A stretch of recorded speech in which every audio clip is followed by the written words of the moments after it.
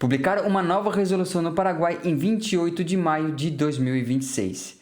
E nos últimos dias o meu direct encheu de perguntas sobre ela. E neste vídeo eu vou te mostrar o que o documento diz, artigo por artigo. Mas antes de continuar, eu não sou advogado e também não sou contador. O que você vai ver nesse vídeo é a leitura do documento oficial. Como essa resolução vai funcionar na prática ainda não está claro, porque a implementação leva tempo, os servidores precisam ser treinados e podem surgir interpretações que eu não consigo prever hoje. Então esse vídeo é informação, não orientação. Antes de tomar qualquer decisão concreta, consulte um advogado ou um contador especializado. Se você chegou agora no canal e não conhece o processo de residência paraguaia, essa resolução que eu vou apresentar para vocês afeta especificamente quem vai solicitar a residência permanente. Quem vai dar entrada na residência temporária não vai ser afetado, mas eu já vou contextualizar para você daqui a pouquinho. O nome oficial dessa resolução já diz tudo sobre o que ela faz. Ela unifica os critérios de comprovação de solvência econômica para quem vai solicitar a residência permanente. Em outras palavras, o Paraguai pegou todas as regras de como você prova que tem renda suficiente para morar lá, que antes estava espalhado em diversas resoluções, e colocou tudo em um único documento. É isso que essa resolução é. A comprovação de solvência econômica já estava regulamentada em diversas outras resoluções. A DNM 710 de 2024, a DNM 905 de 2024 e diversas outras modificações de 2025 e início de 2026. E o motivo dessa resolução existir é bem simples. Antes, as regras para comprovação de renda no Paraguai estavam espalhadas em 6 resoluções diferentes. E todas elas com ligeiras diferenças. Isso gerava confusão tanto para quem ia pedir a residência, quanto para o servidor que ia avaliar o processo. Então, a Direção Nacional de Migrações decidiu condensar tudo isso em um único documento. O documento menciona também um problema técnico no sistema informático da Migrações. O sistema misturava 2 tipos de dados: a profissão declarada do solicitante e a modalidade de comprovação de solvência econômica. Então essa resolução resolve isso. Ela determina que esses campos devem ser separados. E a quem essa resolução se aplica? O que o documento diz? O artigo 2 da resolução é bem explícito. Os critérios se aplicam exclusivamente no regime de residência permanente, previsto na Lei 6984 de 2022 e na Lei 3565 de 2008, que é o Acordo Mercosul. Essa resolução não altera os requisitos para residência temporária. Então, se você ainda não deu a entrada na residência temporária, pode ficar tranquilo que essa resolução não vai mudar absolutamente nada no seu processo. Mas você tem que estar ciente de que, quando você for fazer a troca para a residência permanente, sim, essa resolução vai te afetar, mas não nesse primeiro momento. E o que exatamente essa resolução exige? O artigo 4 cria 12 categorias de comprovação, e cada uma tem seus documentos específicos, e é o que eu vou ler agora para vocês. Artigo 5, profissionais. Quem utilizar essa categoria vai ter que apresentar o título universitário, registrado e visado pelo MEC Paraguai. Além disso, deve comprovar exercício efetivo da profissão, evidenciando geração de ingressos dentro do país, mediante a cópia autenticada desses documentos aqui. Constância de segurado perante o IPS, ou contrato de trabalho visado pelo Ministério do Trabalho, ou declaração jurada de IVA dos últimos 3 meses, ou ainda o IRP do último ano, com a constância de cumprimento tributário, demonstrando movimentação. O próprio documento diz explicitamente: a mera posse do diploma universitário não constitui prova suficiente de solvência econômica. Artigo 6, técnicos, é a mesma lógica do artigo 5, só que com o diploma a nível técnico. Os documentos de comprovação de exercício são exatamente os mesmos. E o documento também diz a mesma coisa: a mera posse do diploma técnico não garante prova suficiente de solvência econômica. Artigo 7. Empregados. Para essa categoria, qualquer um desses documentos aqui já vai ser válido. A constância de segurado perante o IPS ou um contrato de trabalho visado pelo Ministério do Trabalho paraguaio. Claro, devidamente homologado e registrado. Então essa categoria aqui é uma das mais fáceis para você provar, porque afinal de contas, você tendo um contrato de trabalho válido dentro do Paraguai, esse contrato de trabalho vai servir como a sua solvência econômica. Artigo 8. Trabalhadores independentes. Para essa categoria, o documento exige o seguinte: constância de inscrição como contribuinte, que é a constância de pessoa física no sistema paraguaio, mais as declarações juradas de IVA dos últimos 3 meses, ou o IRP do último ano com a constância de cumprimento tributário, comprovando as movimentações. Você consegue perceber um padrão? Cada categoria tem seus documentos específicos. E tem uma categoria aqui que é diferente de todas as outras, que é o artigo 9. Como ela é diferente, eu vou dedicar um bloco inteiro só para esse artigo. Então daqui a pouco eu volto para ele. Por enquanto eu vou falar dos artigos 10 a 16, que são as demais categorias. E por essas categorias aqui vou passar de forma mais rápida, só para você ter um panorama geral. Artigo 10. Proprietários de imóveis. Quem se enquadrar nessa categoria vai ter que apresentar o quê? Vai ter que apresentar o título de propriedade com registro nos 2 últimos anos. E a resolução diz também que a autoridade pode solicitar documentos adicionais para realmente comprovar a geração de renda com aquele imóvel. Artigo 11. Acionistas ou sócios. Para acionistas em sociedades, o documento exige cópia autenticada da Constituição da Sociedade, inscrita no Registro Unificado Nacional, com a menção expressa ao solicitante como acionista daquela empresa. Ou ainda a cópia autenticada do livro de acionistas com a menção ao solicitante. E para quem tem uma empresa por ações simplificada, as chamadas EAS, o documento exigido é o seguinte: constância emitida pelo órgão paraguaio responsável pelo registro das pessoas jurídicas lá no país. Artigo 12. Nós temos agricultores e pecuaristas. E quem optar por essa categoria vai precisar do quê? Do título de propriedade destinado à atividade produtiva no Registro Unificado Nacional, mais a constância de cumprimento tributário e de pessoa física.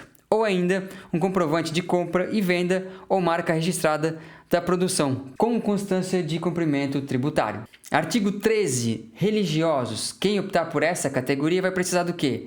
Da constância do MEC, da inscrição da congregação, mais nota da congregação ou entidade certificando a função desempenhada e assumindo os gastos de estadia.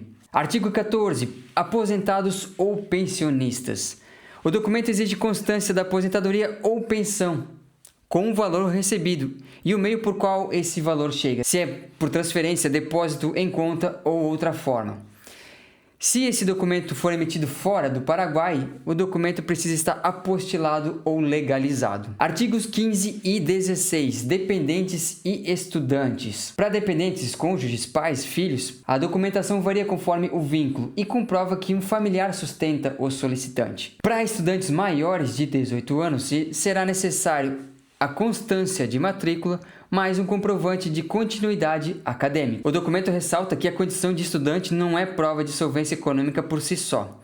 Será necessário que o solicitante comprove, seja por meios próprios ou no suporte de um familiar, que ele consegue se sustentar dentro do Paraguai. E agora o artigo 9, que é o que mais chama a atenção nessa resolução, porque ele trata especificamente de quem opera digitalmente. O artigo 9 é dedicado exclusivamente a trabalhadores à distância ou nômades digitais. Resumidamente, esse artigo diz o quê? Quem se enquadrar nessa categoria vai ter que apresentar um documento chamado Certificado de Constância de Trabalho. Esse certificado vai comprovar a relação laboral, qual é o valor que a pessoa recebe e de que forma que essa pessoa recebe. Aí, importante, se esse documento for emitido fora do Paraguai, esse documento vai ter que estar legalizado ou apostilado e traduzido para o espanhol. Isso é o que o texto diz. Agora, como esse documento vai ser interpretado na prática, ficou muito vago. Não dá para saber se um certificado emitido pela própria empresa já vai ser o suficiente,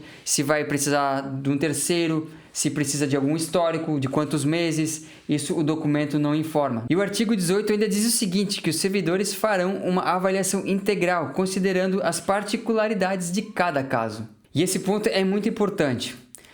A resolução estabelece critério, a categoria existe e o tipo de documento está escrito. Mas a aplicação prática disso tudo vai ficar dependente de como os funcionários do Migrações vão avaliar cada caso. Isso só vai ficar claro com o tempo, conforme os processos forem sendo tramitados. No dia de hoje não tem como afirmar como que isso vai funcionar na prática. Afinal, essa resolução é da semana passada. Além dessas categorias, essa resolução também tem outros artigos que vale a pena mencionar. Como, por exemplo, o que muda no carnê de residência permanente e o que essa resolução efetivamente revoga. O artigo 5 da parte resolutiva, por favor, não confunda com o artigo 5 do anexo que fala sobre os profissionais.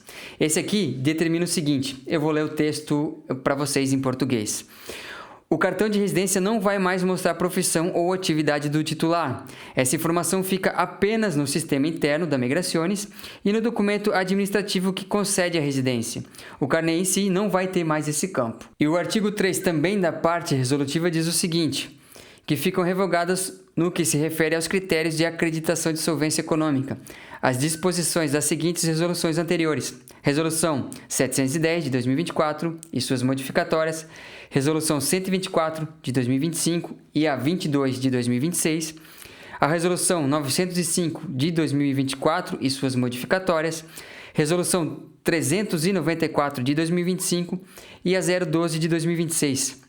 O documento diz que se mantém vigente todas as disposições dessas resoluções que não sejam incompatíveis com a resolução atual. Então você percebe que existiam diversas resoluções tratando do mesmo tema e às vezes com algumas pequenas variações que poderiam causar inconsistências ou interpretações erradas, tanto de quem solicitava quanto de quem avaliava a solicitação de residência. Então eles decidiram unificar tudo em uma resolução só. O artigo 2 do anexo explica o objetivo dessa comprovação de renda. O Paraguai quer saber se você tem como se sustentar dentro do país, de forma legal e com documentação que possa ser verificada. E uma coisa ficou bem clara com essa resolução: não adianta mais declarar, você precisa provar. O artigo 3 do anexo estabelece os critérios gerais. A documentação deve guardar coerência com a profissão declarada na residência temporária. Ela deve estar vigente e atualizada. E deve estar legalizada ou apostilada quando necessário.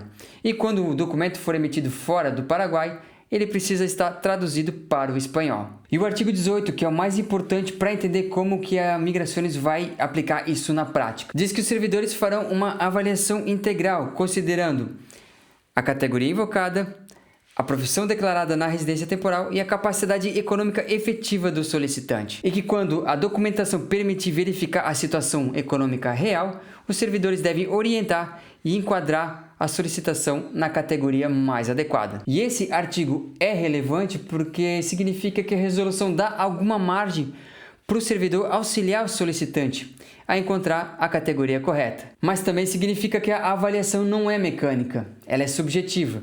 Então pode haver variações de balcão para balcão até haver uma consolidação da prática. Isso é o que o documento diz, artigo por artigo, sem nenhuma interpretação minha.